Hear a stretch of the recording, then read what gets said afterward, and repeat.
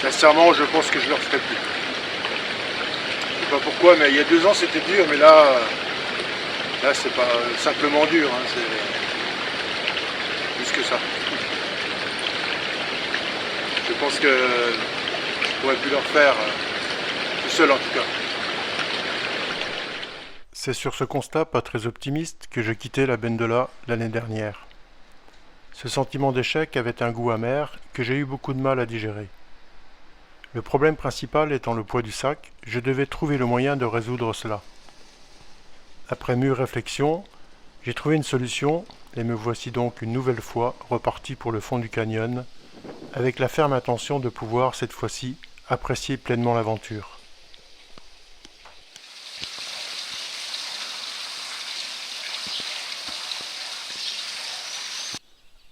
Samedi 6 juillet, me voici de nouveau à Saorge, garé sur le parking herbeux situé en contrebas de la piste du Castou. Il est 6h30 et, première étape, il faut réussir à tout faire entrer dans le sac, qui est plus petit que celui que je prenais les fois précédentes.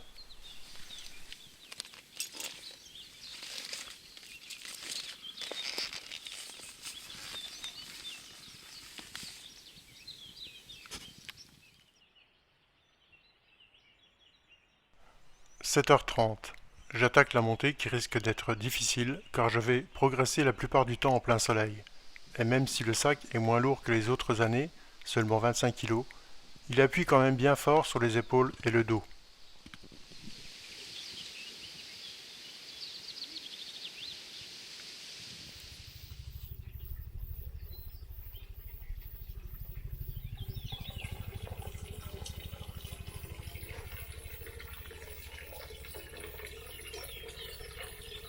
Me voilà une fois de plus sur le chemin de la Bendola.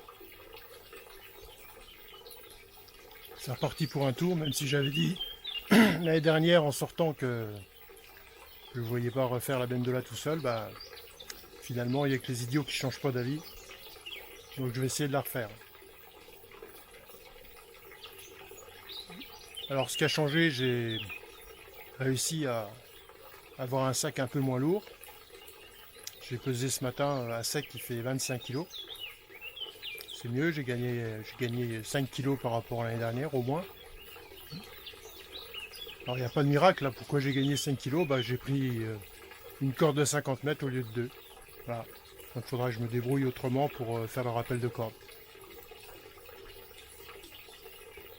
Donc aujourd'hui je vais monter jusqu'à la bergerie de Nantes.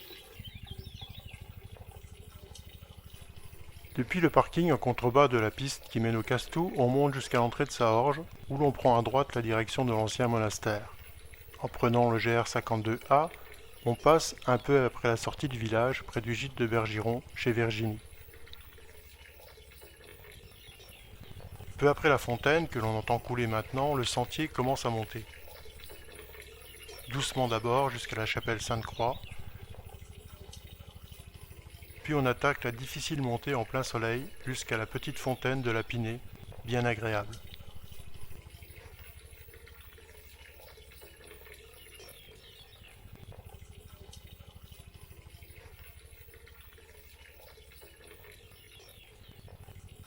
Le sentier monte ensuite régulièrement en longeant le vallon de la Pinée.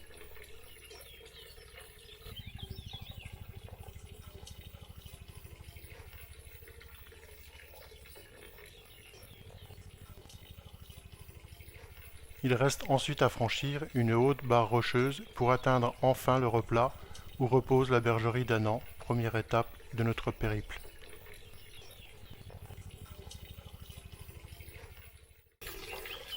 Alors, il est déjà un peu tard, le soleil commence déjà à bien taper. Là, je suis passé dire bonjour à Virginie quand même, boire un café. Et puis c'est hyper humide aujourd'hui. Donc c'est plus difficile d'avancer. Enfin, je suis pas pressé, j'ai largement le temps d'arriver jusqu'à la bergerie pour installer un premier bivouac. Alors, on profite bien de l'ombre qu'il peut y avoir un peu sur le chemin, parce que tout à l'heure sur la montée de la Pinée, on sera à plein soleil. Allez, on attaque la montée d'abord jusqu'à la chapelle et après jusqu'à la Pinée, où on s'arrêtera un moment pour reprendre de l'eau.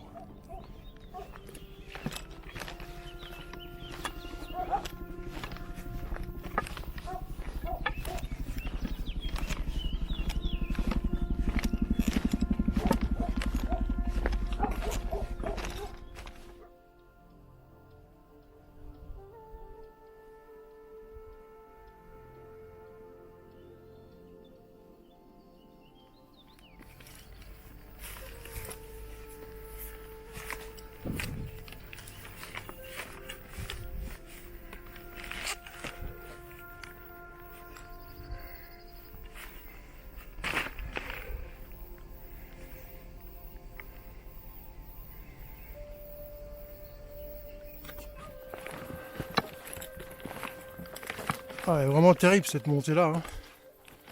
Plein soleil. C'est la caillasse au sol là qui roule sous les pieds.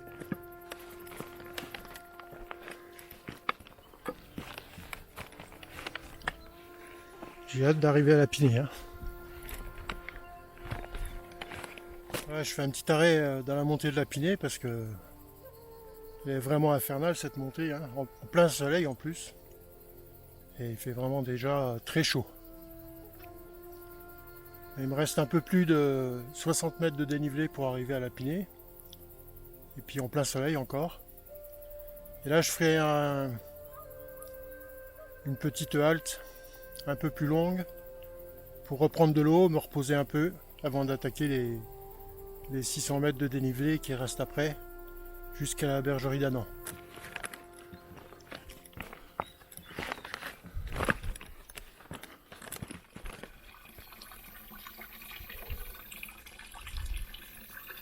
Et ben c'est pas trop tôt, hein.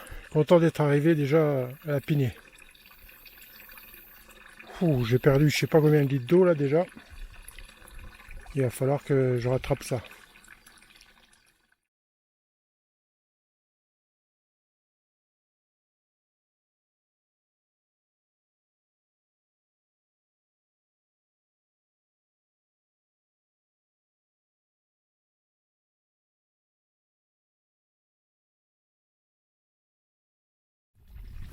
Voilà, après un bon petit arrêt à la Pinée, qui fait du bien d'ailleurs, hein, se reposer un peu parce que la montée était difficile.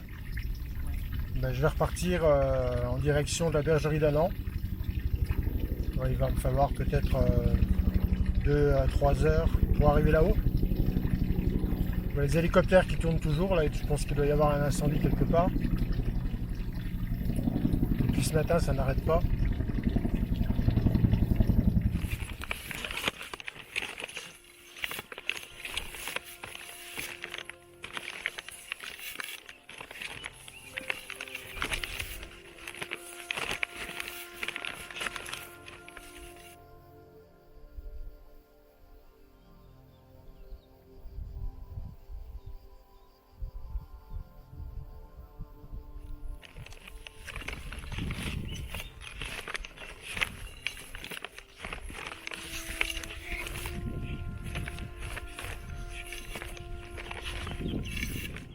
Là, on arrive à la bifurcation avec la piste qui va à Baragne et qui redescend après dans la partie basse du vallon de la Bendola.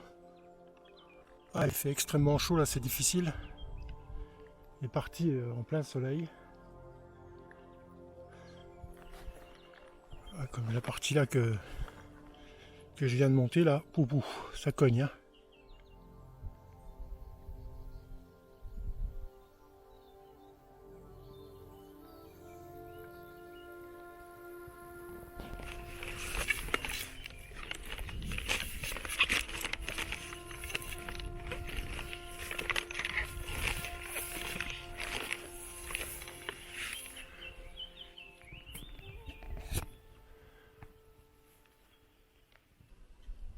Là, il reste un peu plus de 100 mètres de dénivelé pour arriver sur le petit replat où il y a la bergerie d'Annan.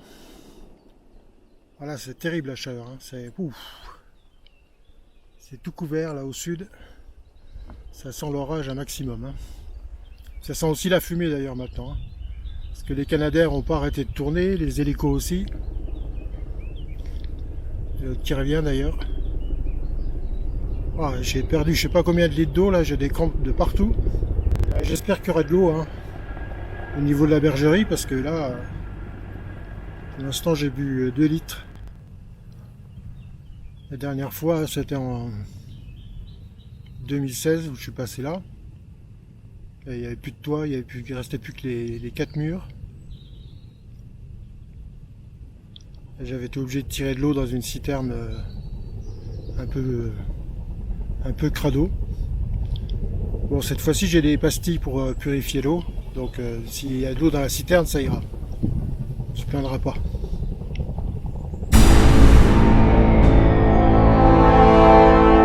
Là, on arrive à la bergerie d'Annan.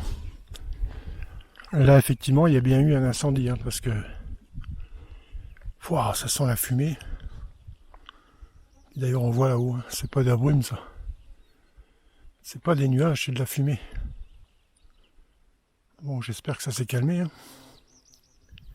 Voilà, je devrais pouvoir installer un bivouac ici pour cette nuit. Puis si jamais il vient à pleuvoir, je vais aller voir dans la grange. En fait, il y a moyen de s'abriter. Bon, pas de se coucher, mais s'abriter en tout cas, si vraiment il pleut. Ouais, je devrais pouvoir dormir là, c'est à peu près plat.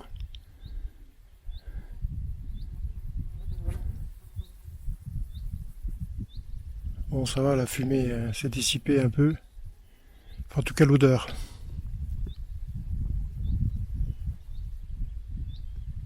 Oh, il fait bon, je suis content d'être arrivé là. Ouais, il y a pas mal d'eau dans la citerne. Puis en fait, elle est pas trop boueuse en fait, elle est bien claire même. Hein. J'ai réussi à trouver une bouteille, j'ai nettoyé. Et puis, comme ça, je peux récupérer de l'eau. Bon, je vais quand même mettre des pastilles. Hein, mais... Là, on voit bien le soleil qui est à peu près 1 mètre d'eau, quoi.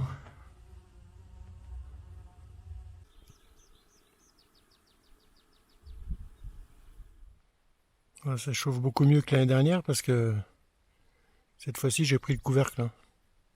Parce que s'il n'y a pas le couvercle, difficile. Et puis en plus, une amélioration non négligeable.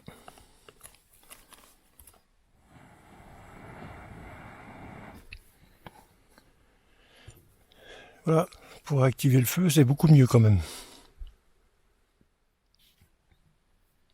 Là, j'ai l'impression que le feu est en train de reprendre. J'entends les bruits de flammes. Donc du coup, je sais pas trop quoi faire. Hein. Finalement, je n'ai pas le courage de tout remballer, mais la nuit tombée, je le regrette, car l'incendie redémarre, et je vois les flammes derrière la crête à quelques centaines de mètres de moi. Le feu semble s'amplifier de plus en plus, puis, vers 4 heures du matin, comme par magie, il diminue et s'arrête. Eh ben, j'ai vraiment eu chaud. Mais bien évidemment, je n'ai pas fermé l'œil de la nuit.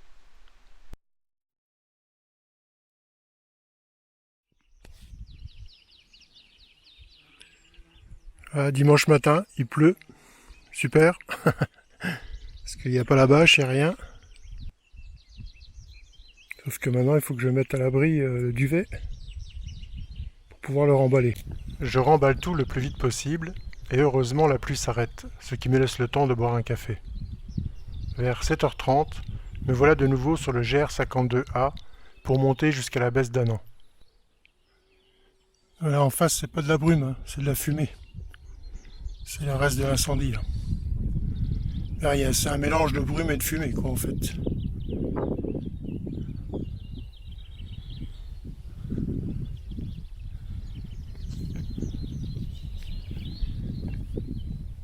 Eh ben, ça démarre bien, hein. Ça met en jambe tout de suite. Hein. La montée est bien difficile, en plus c'est hyper humide, donc du mal à respirer. Bon, aujourd'hui il n'y a que 600 mètres de dénivelé à peu près, par rapport aux 1050 hier. Donc c'est tout à fait appréciable.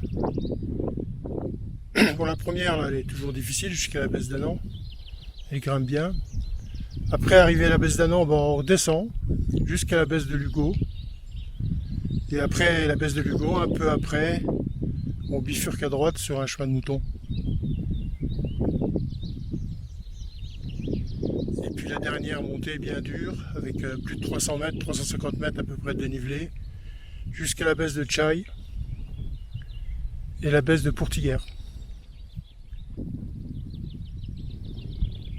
C'est super sauvage comme ça. C'est magnifique. C'est calme par les oiseaux. Mais on les supporte facilement. C'est pas comme les coups de klaxon en ville. C'est un peu différent. Enfin, moi je préfère. Je pense que vous l'avez compris.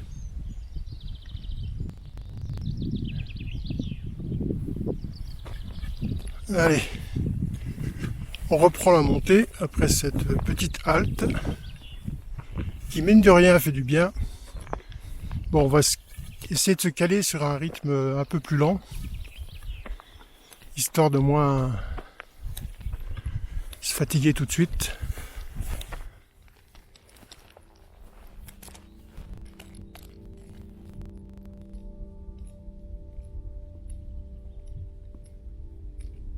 Oh, l'orage qui gronde, il n'y a plus que ça.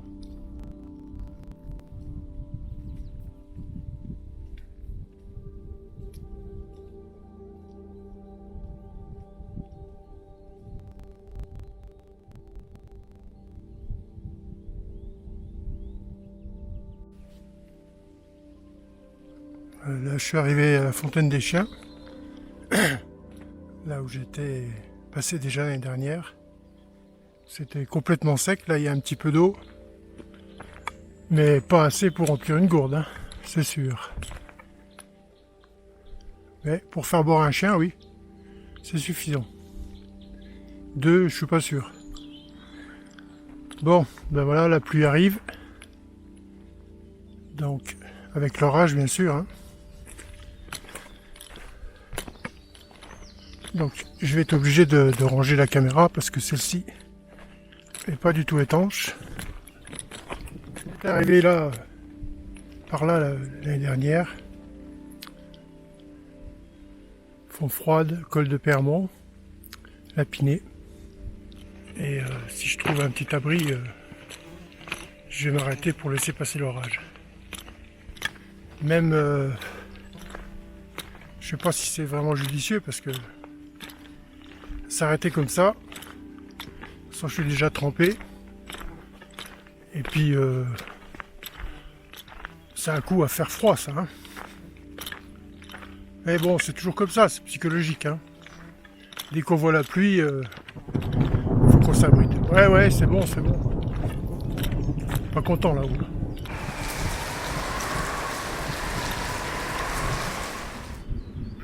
Il a fallu que je m'abrite sous un arbre, ce qui fait que j'ai perdu 1 heure là, à la baisse de Lugo. Mais bon, ça tombait bien, hein. Maintenant le soleil est revenu.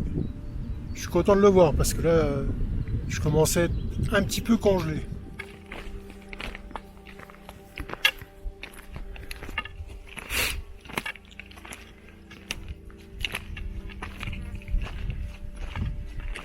Il commence déjà à faire chaud avec le soleil, hein.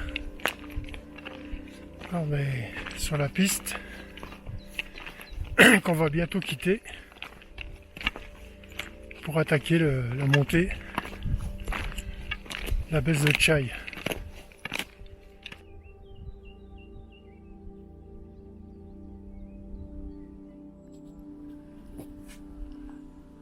Voilà, c'est ici qu'on quitte le GR pour essayer de trouver un passage au milieu des traces de moutons, ce qui n'est pas évident.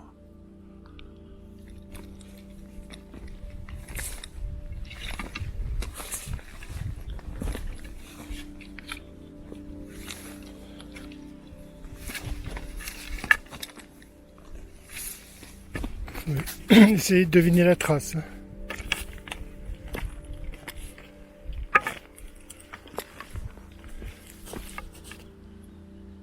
Pas facile de monter là-dedans. Hein. Là, je suis pas sur la trace qui est indiquée sur la carte. Je suis plus haut. Mais je préfère être plus haut que trop bas. Hein. On voit pas de tracé. Et même s'il y a un tout petit tracé là, j'ai toujours l'impression qu'il va s'arrêter d'ici peu. Puis il y a pas mal d'arbres et de branches couchées. Pour passer avec le sac, c'est pas évident.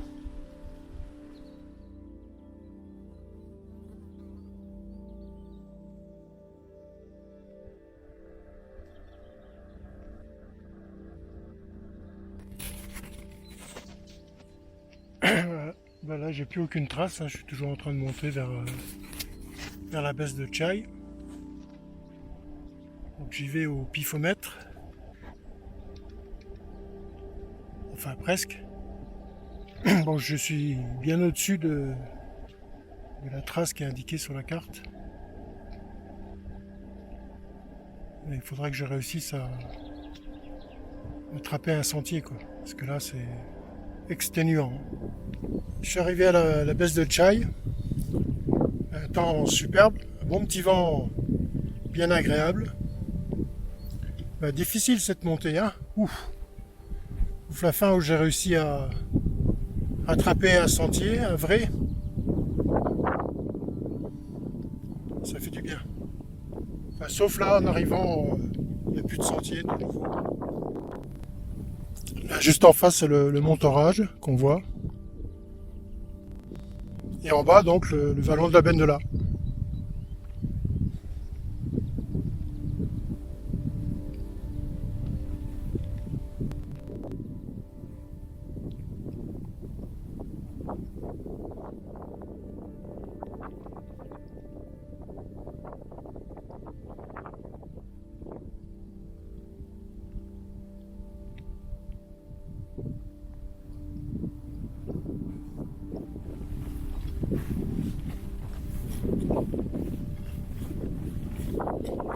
Voilà, faut trouver le début de sentier qui va à la baisse, là, de Portiguère. Et pas très emprunté, donc pas très visible.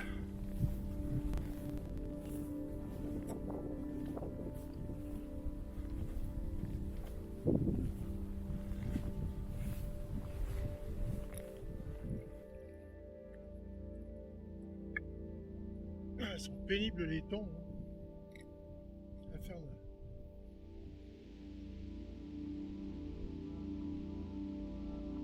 Un joli bouquet de joubarbe.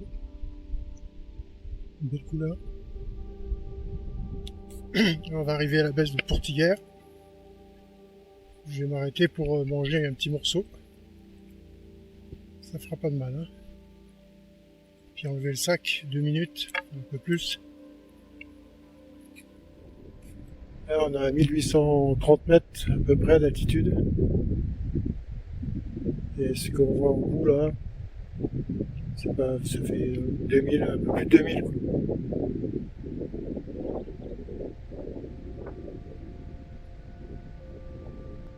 Là, pas évident de trouver le tracé du sentier.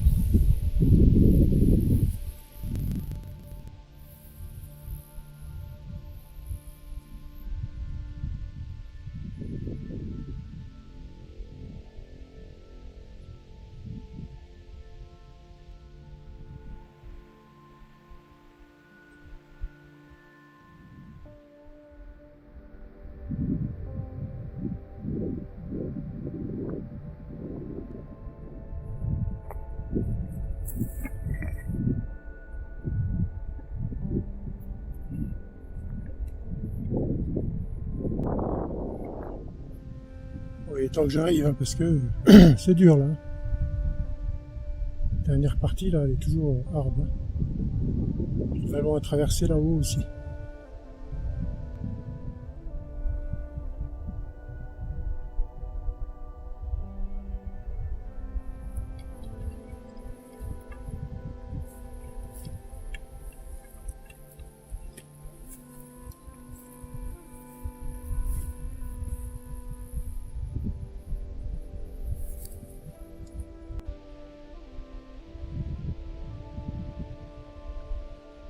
Il reste le vallon là à traverser.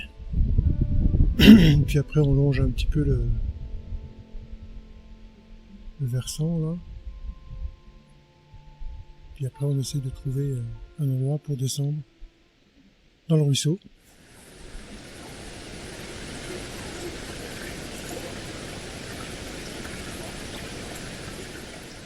Voilà, deuxième bivouac qui est installé.